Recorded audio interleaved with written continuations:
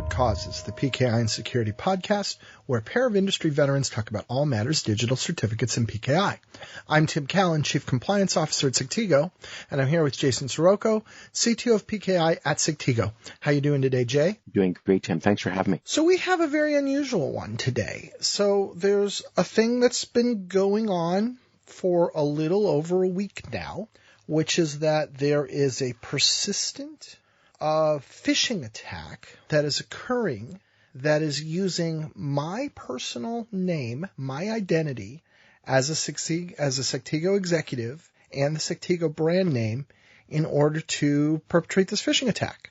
And I've never been in this situation before, and it's really weird. So we thought we'd tell you guys about it today. Yeah, Tim. You know, I obviously have a lot of interest in social engineering, a lot of interest in cybersecurity, something we talk about a lot in conjunction with PKI and the other topics we have here on this podcast. So, you know, there's so many ways we could start with this, but one thing I know about cybersecurity issues is it's tough to quite often detect a problem like that yourself, especially if the phishing attack is purely external. So the compound question here is, you know, who is it? Is it something that you discovered, that you were told about? How do I even know this is happening? Somebody is going to job boards and they're finding people who are looking for work, and they appear to be targeting graphic designers in particular. Don't know why. And they are reaching out to them, and those people have their contact info, right? They have an email. So they're reaching out to them by way of their contact info and saying that they're me as an executive for Sectigo and that they are hiring a graphic designer. And they put these people through some kind of interview process. And I'm not sure if that involves actually like speaking to a person or not, but at the end of it, we say, hey, congratulations, you got the job. And they send them a form to fill out. And the form includes PII and banking details. So that's the scam, details. Right? Yeah, because that's how we're going to pay you, see? So that's the scam, and what they do is they're trading on these people's desire to have a job, right? Because we know that social engineering, phishing in particular, creates urgency, right? So in this case, I want the work. And presumably this is exciting work. It's work they consider to be good. And so I take action because I've got that urgency. And of course, we know that isn't really right. That's not a real employer. So how did I find out? Well, fortunately, people are, or some subset of people at least, are informed enough at this late day and age that some of them said, this smells fishy to me. No pun intended. And they contacted, so starting about a little over a week ago, they started to come in through multiple formats. Some people would contact Sectigo. They'd contact our customer service or our press was another one, and they just say, hey, I'm being contacted by this guy Tim Callan. I can see him right there on your website. Is this real? And then those people contacted me, whoever got that mailbox contacted me and said, hey, is this real? And I said, no, tell them no. And then I also got people finding me directly on LinkedIn. That was actually the most common one. And contacting me directly on LinkedIn because it's easy to find me, Tim Callan Sectigo. Boom, there you go. And sending me direct in-mail messages saying, hey, I'm supposed to be interviewing with you tomorrow at 3:00. Is that real? And so in all those cases, we said no, but of course, the problem is, what about the people who never reached out? They don't know, right? Yeah, this is a problem. I mean, obviously, this is I would categorize this as almost like a waterholing scam, isn't it? Because they're utilizing. It sounds like there's a particular niche of people that they are going after. Particular set of skills, and utilizing, of course, you know, a legitimate name, a known name in the industry. And I can see how this would be very effective social engineering. You know, that was my next question, is what ultimately was the mechanism here, that they were going after the target. And it looks like it is fraud, which is, it's terrible. It seems to be good old fashioned banking fraud. Yeah.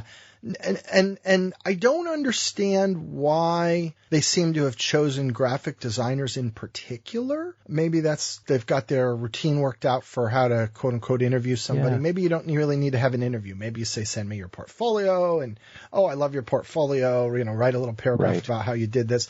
Maybe there's a way to avoid the human contact and have it still be a plausible story. And isn't that interesting? Because I think there's probably a lot of truth in that, because this is why you hear about waterholing so much. There's obviously a lot of generic social engineering out there. Define for the listeners, what's your as you like to tease me, your pithy definition, Jay, of waterholing. Waterholing is essentially when you, as the social engineering bad guy, are targeting a very specific niche, a specific group of people who have some kind of common interest. Right. Okay. And that could, that common interest could be you are a CEO or you are a CFO, right? You are going to be hanging around financial services, financial boards. Quite often that common interest could be, a developer in, C language, and you might have a favorite, message board that you look at. And the reason why you use that term waterholing is because it's, people with like interests are coming to the waterhole. A waterhole. You imagine a predator at the waterhole waiting for them to come to the waterhole and get them. Yeah, that's the metaphor there. Yeah. And I think that term, that waterholing attack, in terms of just being a variation on phishing, seems to be what's happening here. And I think it is exactly what you just said. They probably have the routine down. They've got their words down just right for what the kinds of things that a graphics designer, graphics artist might be, be very familiar and comfortable with being asked, hey, send me your portfolio. I think you're exactly right, Tom. I think you're onto something there. I just think it is terribly unfortunate, and you brought up the most important point. And maybe that's why the main reason for bringing it up in this podcast is, my goodness, if you're being asked for your banking information, I think first of all you should question it straight up. There's so many other ways to make payment for things that are legitimate. Sure. Yep. But as well, for anybody who might be coming across Tim's name with with this intent for phishing, I think it's very good, Tim, for you to have been explaining here, what's going on. It's just what a terrible thing to happen. Sure. If you happen to be a listener of this podcast, no, I am not hiring any graphic designers. So don't worry about that. I think the other thing that was interesting here for me, Jay, is, and I know this in the abstract, but you see it illustrated in real life, is how difficult it is for the brand that is being targeted to combat this thing. Like an unknown person somewhere in the world is contacting other unknown people somewhere in the world and spoofing my identity. How do I detect them? How do I know? What do I do about it? It's very difficult. Tim, it's interesting in that at the corporate level, there are reputation services that go out there and scan for things. Right. And, I think a lot of those services simply came out of, scraping for headlines, right? That was something that was common. Just look for headlines within an industry and you could subscribe to that service. And that morphed into looking at various websites, looking at forums, looking even in the dark web. Where is my name showing up? Where are my employees' credentials showing up? I think that this even needs to go further in, perhaps in other forums, anything that would be public. Well, and now this goes to the DMARC conversation, right? So one of the things you can do is you can use DMARC to control the senders that popular mailboxes will accept with your domain. So I prove that I own, whatever domain.com, and then I can put in the DNS that only these mailboxes are allowed, only these senders are allowed to actually give you an email. And if you're a DMARC compliant email receiver, which all the popular webmail ones are, right? Google and Apple and Hotmail and Yahoo, and Outlook is, and the major ones will all honor that. So if you're not an approved sender, you won't be able to send something that appears to come in with the exact same domain. So that's a good tool, right? And that's something that the brand can control. In our case, and I won't say what it is, I guess, but they had a spoof, right? They had a Sectigo attached to another word domain that somebody might credibly think is Sectigo, and yet is not a domain name that Sectigo actually owns and controls, because we do use DMARC for exactly that purpose. But it doesn't do any good if it's not your domain and you don't control the DNS. So DMARC helps, but it's not perfect.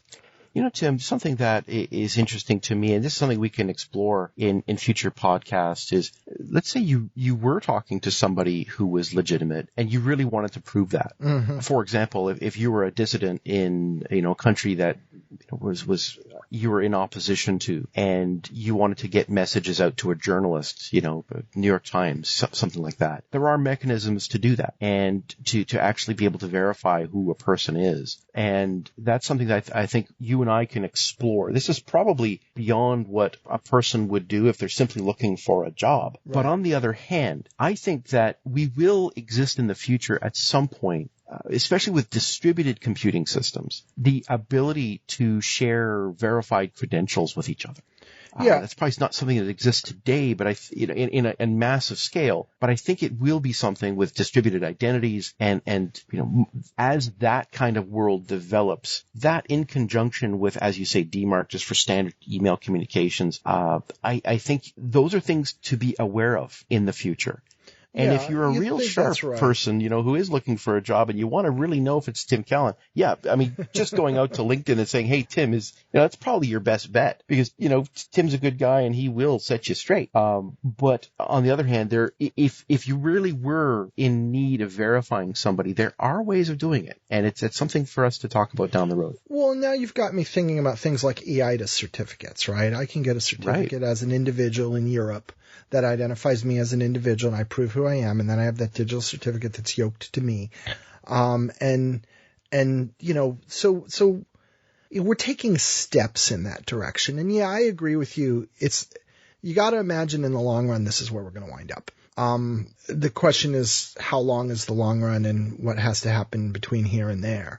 And then the other thing, just to unpack, you were talking about this to some degree is, and I think you hit an important point, is to some degree it matters how high value the interaction is. Like, you and I did a podcast some time ago about how,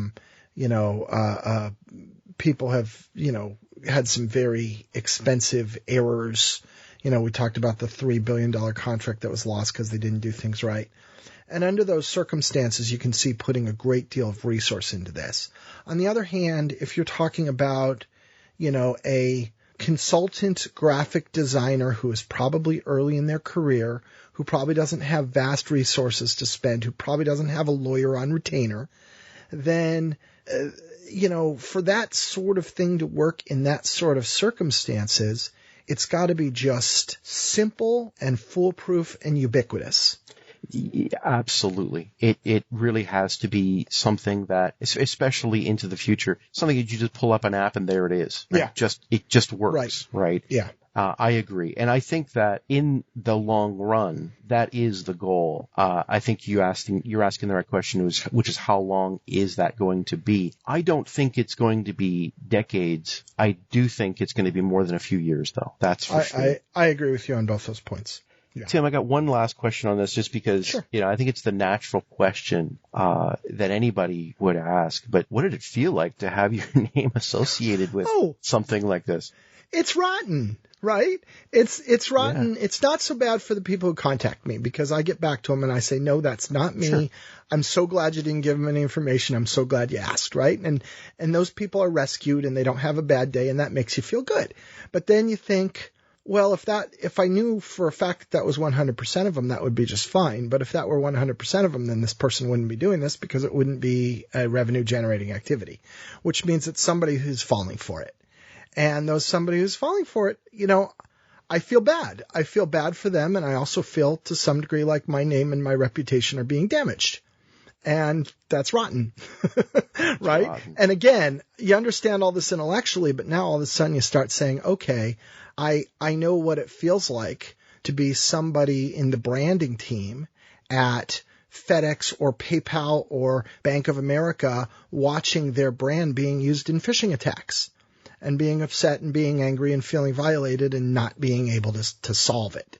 Obviously those brands are much bigger and more important than my little name, but yeah, it is weird, and it is not, it makes you feel bad. It's a bad thing, even though I've met some nice people out of this, and some nice people who are smart and savvy, and that's good. But it would be better if this just wasn't happening at all. No kidding.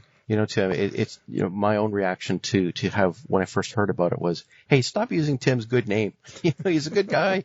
So for heaven's sakes, I know that's so naive in terms of the way the world works, but it's just that was the first reaction. Yeah. So Tim, anyway, thanks. Thank you. And then where my little mind goes, my mind goes, the next thing is I thought, ooh, this would make an interesting podcast. Well, so now we're doing it certainly was good to bring it up publicly. It's worth maybe, a blog, but in podcast format, it's a good one. And I'm glad we got to, air this out and hopefully make everybody think twice about if somebody is asking you, I think it's perfectly not strange to be, to hear from a corporate executive and say, hey, I'm looking for people, and then responding to it. Mm-hmm. But whenever somebody, even if you miss some of the signs that you might pick up, such as the wrong domain and the banking DMARC pickups and that's banking information, that is your tip. And I'll tell you something, this is the second one this week where I've heard people have given up their banking information. Ooh. Folks, don't do it. Don't do it. You absolutely must verify before you do that, to the point where, get to know the bank manager, get to know the people that you really are speaking to, one way or the other, because I'm hearing this just way too often. And as you've said, Tim, this is very effective social engineering, and it's hard to catch. Anyway, so there you go. That's Tim's big phishing adventure. My goodness. All right, Tim. Well, thanks for that. All right. Thanks, Jay. Thanks, everybody. This has been Root Causes.